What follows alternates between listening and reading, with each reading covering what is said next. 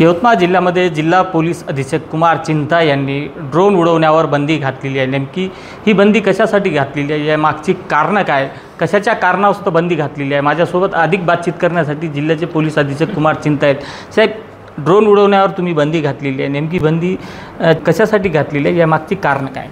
केंद्र सरकारच्या ऑपरेशन सिंदूर हे संपल्यानंतर केंद्र सरकारला काही गोपनीय माहिती मिळाली की ते काही ड्रोन्स वापर करून कुठेतरी हमला होण्याची शक्यता आहे, म्हणून ते गोपनीय माहिती आपल्याला मिळालेली आहे। म्हणजे केंद्र सरकारकडून राज्य सरकारला आणि राज्य सरकारकडून आम्हाला मिळालं आहे।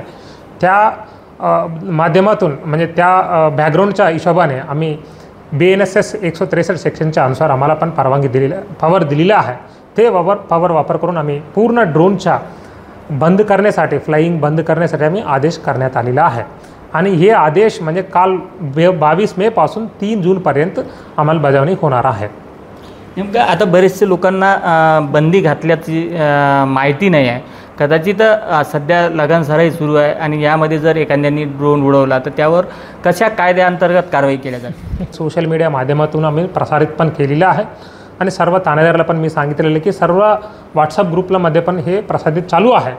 आणि कोणी अगर सपोज हे आता पण उघडले तरी ते आपला 188 IPC जुने सेक्शन आहे, त्या सेक्शनच्या अंतर्गत त्यांच्यावर गुन्हा दाखल होईल। म्हणजे शासनच्या आदेशला अगर उल्लंघन केले तरी त्यांच्यावर नक्की कारवाई होईल।